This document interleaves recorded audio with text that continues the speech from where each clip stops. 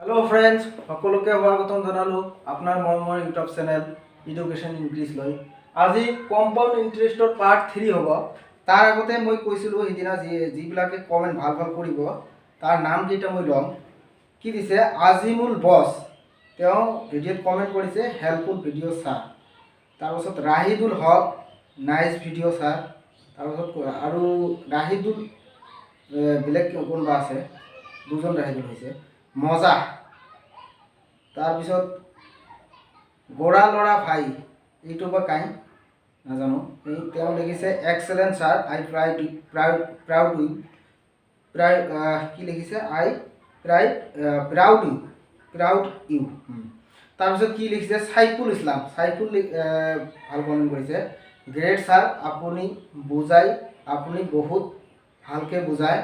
বুজাই দিয়ে, বহুত বেছি ভাল নলেজ দিয়ে আপুনি। তাৰপিছত এইটো নাৰায়ণ মেথ গুৰু কোনোবা আছে এজন, তেওঁ লিখিছে ভেৰি নাইচ ক্লাছ। ৰাফিউল হক গ্ৰেট ছাৰ। মনিৰুল হক ক্লাছটো ভাল লাগিল sir. Saidul Islam nice video' বহুত ভাল লাগিল ছাৰ। আবিদুল হক গ্ৰেট ছাৰ। তাৰপিছত এইকেইটাৰে নাম বহুতো আছে, এইকেইটাৰে নাম ল'লোঁ মই। বেছি যদি কাৰোবাৰ নাম লোৱা নাই বেয়া নাপাব, মই যিকেইটা কমেণ্ট আগতে কৰিছে সেইকেইটাৰে নাম লৈছোঁ, বেছিবিলাকৰ লোৱা নাই। আপোনালোকে কমেণ্ট কৰিব, মই নেক্সট ভিডিঅ'ত বাকীবিলাকৰ নাম ল'ম। এতিয়া চোৱা, আজি কম্পাউণ্ড ইণ্টাৰেষ্টৰ পাৰ্ট 3টো হ'ব। পাৰ্ট 3 1 নম্বৰ কুৱেশ্যনটো কি দিছে চাব, যে 1,20,000 টকাৰ 5% প্ৰতি বৰ্ষ ব্যাজ দৰত দ্বিতীয় বছৰত চক্ৰবৃদ্ধি ব্যাজ গণনা কৰা। যেতিয়া ব্যাজ গণনা বছৰি হ'ব। কি কৈছে 1,20,000 টকাৰ ছেকেণ্ড বছৰত চক্ৰবৃদ্ধি ব্যাজ গণনা কৰিব দিছে। আমাক প্ৰথম বছৰৰ খিনি আমাক কি কাউণ্ট কৰিব বাধা কৰিছে, জাষ্ট খালি কৈছে কি ছেকেণ্ড বছৰত কিমান হ'ব সেইটো ওলাব দিছে। এইবিলাক কুৱেশ্যন নিয়মটো সব একেই, জাষ্ট খালি ছেকেণ্ড বছৰৰখিনি কেলকুলেট কৰিলে হৈ যাব। চাবা আমাক কি কৈছে 1,20,000 টকাৰ 5 বছৰত ব্যাজ দৰ দ্বিতীয় বছৰত চক্ৰবৃদ্ধি ব্যাজ গণনা কৰা। এতিয়া চোৱা আমাক কি কৈছে যে এতিয়া কিন্তু ইয়াত কিন্তু ডিৰেক্ট আমাক কি কোৱা নাই, সময়টো দিয়া নাই, জাষ্ট কৈছে কি দ্বিতীয় বছৰ। তাৰমানে কি সময় 2 বছৰে আছে, 1 বছৰ আৰু দ্বিতীয় বছৰৰ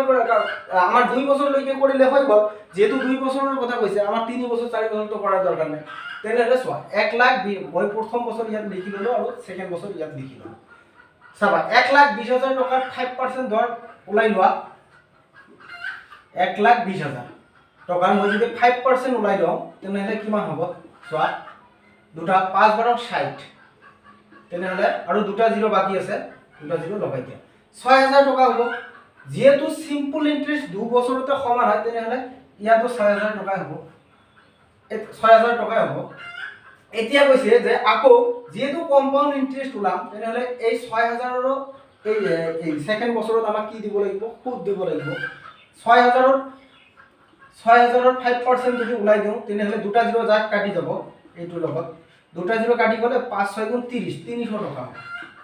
আমাক কৈছে কি ছেকেণ্ড বছৰৰ সুদ ওলাব পাইছে। ছেকেণ্ড বছৰ এইটোতো ছেকেণ্ড বছৰ, এইটো প্ৰথম বছৰৰখিনি আমাক কেলকুলেট কৰিব কোৱা নাই, জাষ্ট খালি কৈছে যে ছেকেণ্ড বছৰৰখিনি ওলাই দিয়া। ছেকেণ্ড বছৰৰ কিমান হ'ল 6,300 টকা হ'ল। 6,300টো একেবাৰে শুদ্ধ আনচাৰ হ'ব। এনেকুৱা কুৱেশ্যনো কেতিয়াবা দেখা যায়, সেইকাৰণে মই জাষ্ট এটা কুৱেশ্যন লৈছোঁ এনেকুৱা। যদি থাকে আকৌ এইটো আকৌ কেনেকুৱা কথা ক'ল, প্ৰথম দেখিলে তেনেকুৱা লাগিব যে ছেকেণ্ড বছৰৰ চক্ৰবৃদ্ধি ব্যাজ আকৌ আমি কেনেকৈ গণনা কৰিম, এনেকৈ। এতিয়া চোৱা যে 2 নম্বৰ কুৱেশ্যনটো কি দিছে, যে কোনো ধনৰাশি 8% ব্যাজ দৰত 2 বছৰত চক্ৰবৃদ্ধি ব্যাজ আৰু সাধাৰণ ব্যাজৰ অন্তৰ যদি 768 টকা হয়, তেন্তে ধনৰাশি কি হ'ব, এইটো আমাক ওলাব লাগে। যে এনেকুৱা যদি কুৱেশ্যন দিয়া থাকে, কম্পাউণ্ড ইণ্টাৰেষ্ট আৰু চিম্পল ইণ্টাৰেষ্টৰ পাৰ্থক্য দিয়া থাকে, তেনেহ'লে এটা সৰু ফৰ্মুলা আছে, ফৰ্মুলাটো লিখি ল'ব। 2 বছৰৰ কাৰণে এটা ফৰ্মুলা আছে, 3 বছৰৰ কাৰণে বেলেগ এটা ফৰ্মুলা আছে। 2 বছৰৰ কাৰণে ফৰ্মুলাটো হৈছে কি, যে CI মানে compound interest minus SI simple interest equal to P R square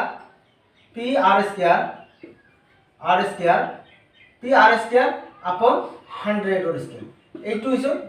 হৈছে 2 বছৰত কম্পাউণ্ড ইণ্টাৰেষ্ট আৰু চিম্পল ইণ্টাৰেষ্টৰ পাৰ্থক্য যদি দিয়া থাকে, এনেকুৱা ফৰ্মেটত কোশ্চেন থাকিলে এইটো ফৰ্মুলা আমি যদি কোশ্চেনটো কৰি দিওঁ একেবাৰে ইজিতে হৈ যাব। আৰু বেলেগ নিয়মতো কৰা যাব, এনেকুৱা নহয় যে এইটোই নিয়ম, বেছিকো আছে আৰু এটা XY মেথড লৈও কৰিব পাৰোঁ আৰু বহুত ধৰণে কৰিব পাৰোঁ। মই এইটো মেথড ভাল পাওঁ, যদি আপোনালোকে বেলেগ কিবা নিয়ম জনা আছে তেনেহ'লে কৰিব, অসুবিধা নাই। চাব, আমাক কৈছে কি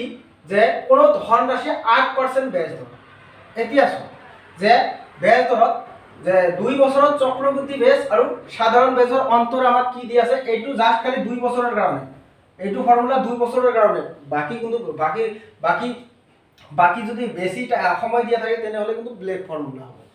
চাব কি দি আছে যে 8% ব্যাজ দৰত 2 বছৰত চক্ৰবৃদ্ধি ব্যাজ আৰু সাধাৰণ ব্যাজৰ অন্তৰ কিমান দি আছে, 768 টকা। তেনেহ'লে কম্পাউণ্ড ইণ্টাৰেষ্ট আৰু চিম্পল ইণ্টাৰেষ্টৰ অন্তৰখিনি ইয়াত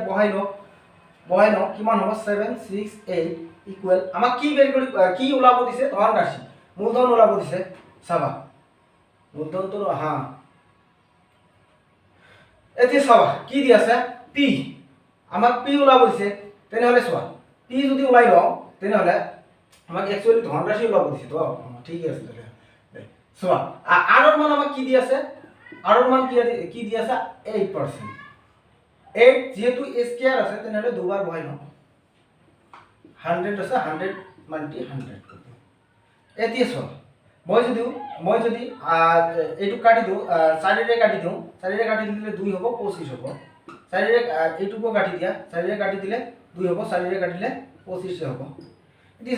এইটো যদি মই 2ৰে কাটি দিওঁ, 2ৰে কাটি দিলে 3 বাৰ যাব, 2ৰে কাটি দিলে কিমান হ'ব, ইয়াত 1 বাকি থাকিল 16 হ'ল, 2ৰে কাটি দিলে 8 হ'ব, 2ৰে কাটি দিলে 4 হ'ব। এইখিনি আমাক মাল্টিপ্লাই কৰিব লাগিব, এই যেহেতু 25 আৰু 25 ইয়াত মাল্টিপ্লাই হৈ আছে, এই দুটা মাল্টিপ্লাই কৰি এই দুটা 25 মাল্টিপ্লাই কৰিলে কিমান হ'ব, 625 হ'ব। এইখিনি যেহেতু ইয়াত ভাগ হৈ আছে, ইফালে গ'লে আমাৰ কি হ'ব, মাল্টিপ্লাই হ'ব। তেনেহ'লে পিৰ মান কিমান হ'ব, 625 ইনটু কৰিব লাগিব কিমান, 384। এইখিনি কৰি দিলে হৈ যাব, জাষ্ট আনসাৰখিনি ওলাই যাব। মই কৰি দি আছোঁ, চাবা 4 5 গুণ 20 কেৰি 2, 4 2 গুণ 8 কেৰি 2 আছিল, তেনেহ'লে 10 0 কেৰি 1, তেনেহ'লে 4 6 গুণ 24 আৰু কেৰি 1 আছিল, তেনেহ'লে কিমান হ'ল 25। তাৰপিছত আকৌ এইখিনিও মাল্টিপ্লাই কৰিব লাগিব, 8 5 গুণ 40 কেৰি 4, 8 2 গুণ 16, 16 4 20 কেৰি কিমান থাকিল 2,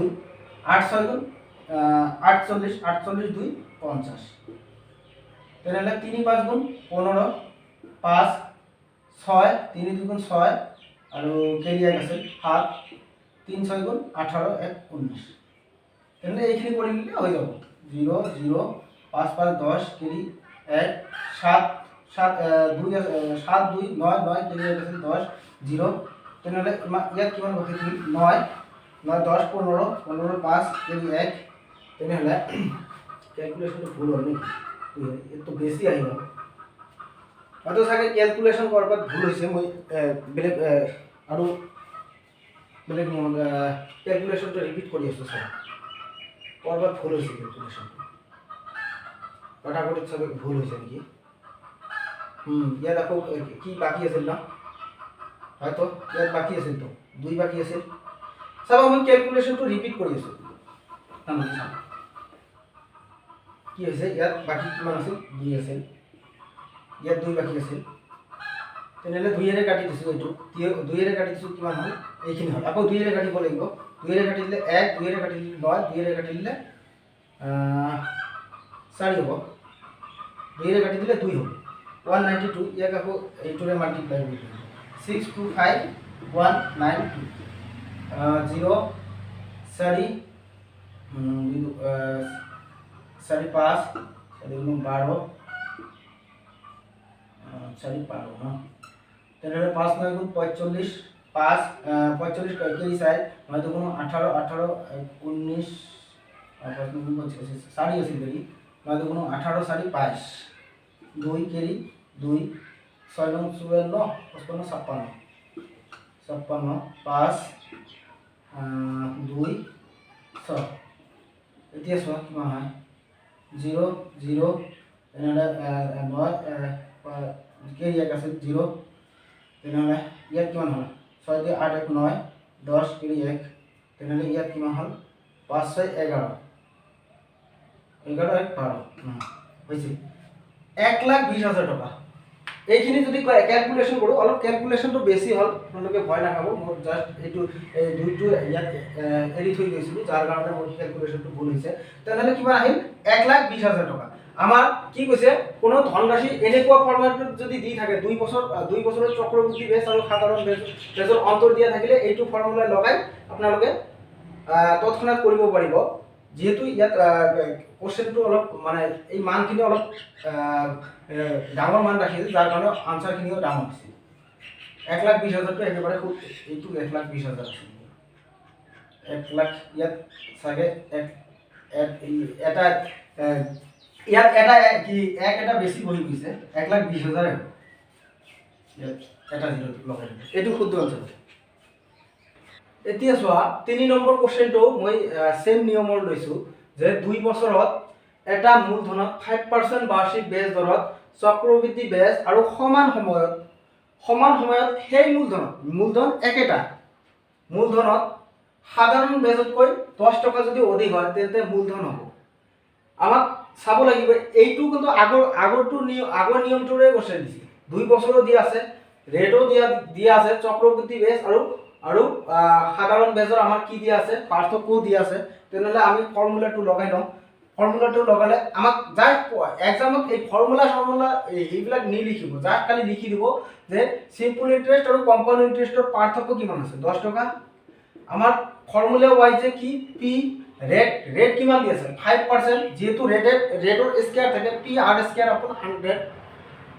তেনেহলে ৰেট কিমান আছে 5 into 5 হ'ব জাস্ট 100 ৰ মাল্টিপ্লাই 100 ডিভাইডেড বাই 100 ৰ স্কয়াৰ আছে তেনে 100 ৰ স্কয়াৰ কৰি দিব 5 গুণ 5 লগত 5 মাল্টিপ্লাই কৰিলে 25 হ'ব 25 কে কাটি দিলে ইয়াত কিমান হ'ব 4 বাৰ যাব তেনেহলে ইয়াত কিমান হ'ল 4 ৰ লগত যদি মই যেহেতু এইখিনি ভাগ হৈছে ইফালে গলে আমাৰ কি হ'ব মাল্টিপ্লাই হৈ যাব 4 ৰ লগত যদি মই 10 মাল্টিপ্লাই কৰি দিও কি হ'ব 4000 হ'ব 4000 টো একেবাৰে শুদ্ধ আনসাৰ মই আকৌ ফৰ্মুলাটো লিখি দিছো ci si equal p r square আপন 100 ৰ স্কয়াৰ এইটো ফৰ্মুলাতে কৈছো কিমান সোনকালে হৈছে আগৰটোত মই জাস্ট খালি ক্যালকুলেশন অলপ প্ৰবলেম হৈছে যাৰ কাৰণে অলপ লেট হৈছে চাবা একেবাৰে খুব বেছি লাগিলে 20 সেকেন্ড লাগিব তাতে হৈ যাব এতিয়া চোৱা আগৰ কোশ্চেনটোত কি দিয়া আছিল যে 2 বছৰৰ কম্পাউন্ড ইন্টাৰেস্ট আৰু সিম্পল ইন্টাৰেস্টৰ ডিফাৰেন্স দিয়া আছিল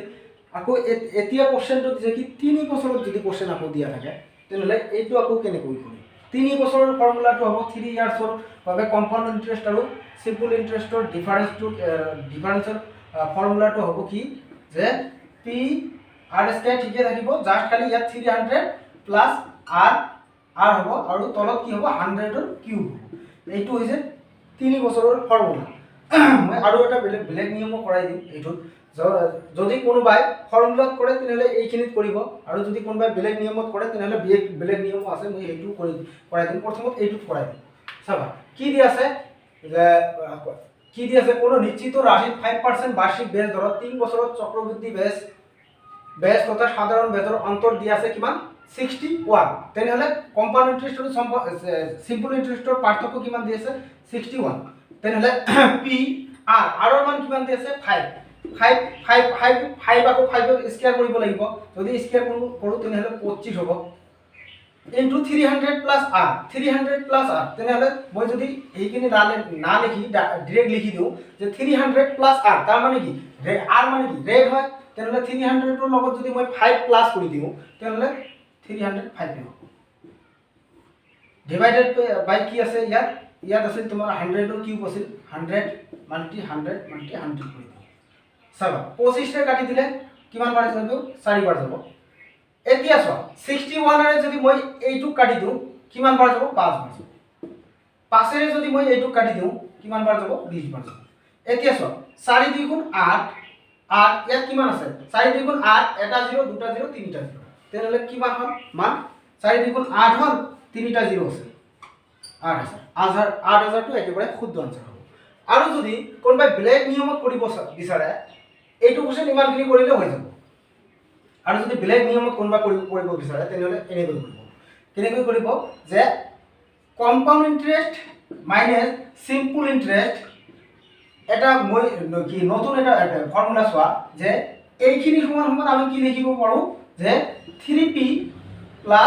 1 3p + 1 আৰু যদি মূলধন আমাক যেহেতু মূলধন ওলাব দিছে মূলধন কি প্ৰিন্সিপাল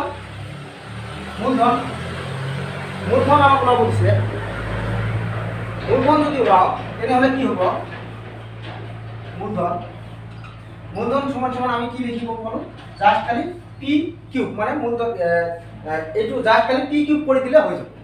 মানে মূলধন যেটো মূলধন ওলাব জাস্ট আৰে কি কৰি দিলে হ'ল কিউব কৰি দিলে হ'ল এতিয়া চোৱা আমি কোশ্চেন তেনেহলে কেনেকৈ কৰিম চাবা 5% ৰেট দি আছে 5% ক আমাক কি কৰিব লাগিব 5% ক আমাক ফ্ৰেকশনত ওলাই ল'ব লাগিব 5% ৰ ফ্ৰেকশন কিমান হয় 1/20 হয় এতিয়া চোৱা এই 20 টো আমাৰ কি মূলধন 20 টকাত এইটো কেনেকৈ বুজা 20 টকাত 1 টকা সুদ পাইছে হয় না আমাক যেহেতু মূলধন ওলাব দিছে মূলধন আমি কিমান পালো 20 টকা তাৰে 1 টকা সুদ পাইছো তেনেহলে কিমান হ'ব যদি মই ইয়াৰ পৰা আকৌ যদি কোনবা ভাবে যে তেনেহলে এইটো আকৌ কৰি চাও সিম্পল ইন্টাৰেস্ট আকৌ সেম ওলাই নাই চোৱা 20 টকা আছে মূলধন তেনেহলে 3 * 20 কিমান হ'ব 60 হ'ব 60 লগত 1 প্লাস কৰিলে 61 হ'ব চাবা ইয়াত মূলধন কম্পাউণ্ড ইন্টাৰেস্ট আৰু সিম্পল ইন্টাৰেস্টৰ ডিফাৰেন্স চোৱা 61 আছে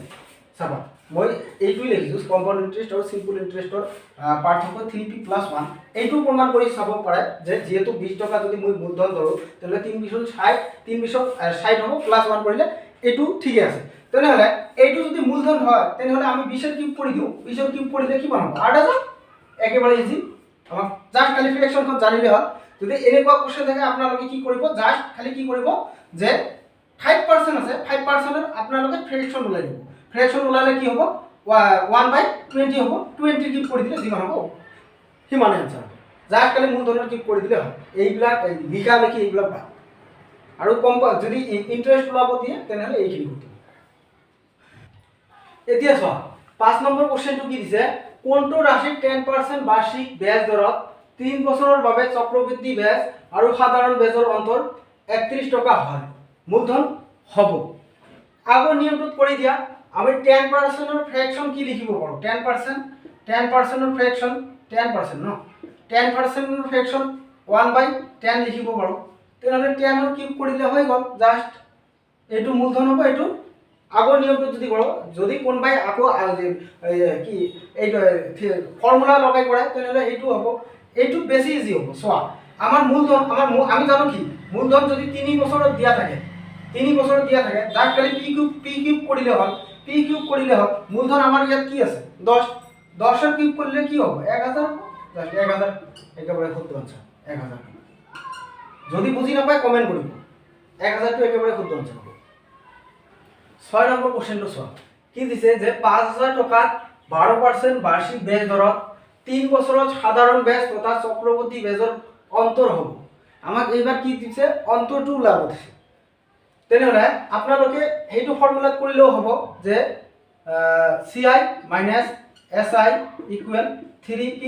+ 1 এইটো কৰিলেও হ'ব আৰু এটা ফৰ্মুলা দিছিলো কি ci - si = p(r²) upon 300 plus r by 100 ৰ কিউব এইটো কৰিলেও হ'ব চাবা আমাৰ কিমান মই এইটোতে কৰি দিম চাবা p ৰ মান কিমান আছে 5000 আকৌ r কিমান দিছে 12% 12 স্কয়ার হ'ব যেহেতু রেট 12% দিয়া আছে তেনেহলে 12 144 ইনটু 300 প্লাস r তেনেহলে 300 ৰ লগত যদি মই 12 প্লাস কৰি দিও 312 হ'ব তেনেহলে ইয়াত কি আছে 100 ইনটু 100 ইনটু 100 কাটাকাটি যদি কৰি দিওঁ 3টা 0 ইয়াত কাটি দিওঁ 2টা ইয়াত কাটি দিওঁ 1টা ইয়াত কাটি দিওঁ চাবা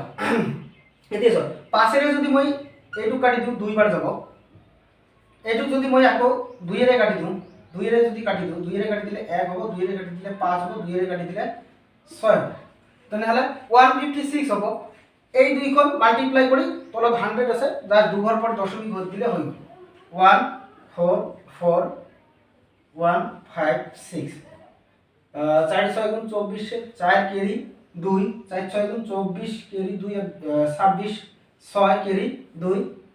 6 6 गुण 6 2 8 5 4 गुण 20 केरी 2 20 2 22 केरी 2 5 1 गुण 5 2 7 তেনলে 4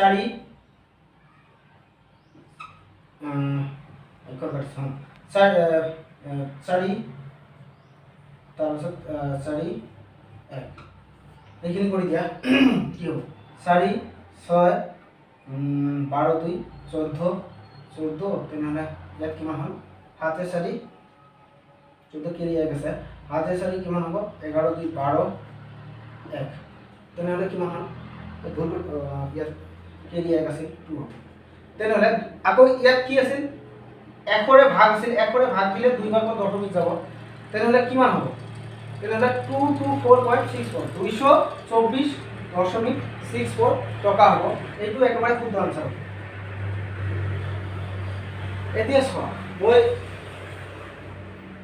ভিডিওটো অলপ ডাঙৰ হৈ আছে আপোনাৰ মই বেছি কোশ্চেন নাই যদি আৰু যদি পাৰ্ট লাগে আপোনালোকে ক'ব মই হয়তো আৰু এটা পাৰ্ট দিবলৈ চেষ্টা কৰিম আপোনালোকে ভিডিওবিলাক চাব আপোনালোকে এইটো কোশ্চেন এইটো নিয়মত নকৰিব এইটো নিয়মত কৰিলে হট হৈ যাব এইটো কৰিব মই জাস্ট এইটো দেখাই দিলো জাস্ট আপোনালোকে এইটো কৰিব এইটো কৰিলে বেছি ভাল হ'ব জাস্ট খালি ফৰ্মুলা মান ওলাই লৈ 12% ফ্ৰেকশনটো ওলাই ল'ব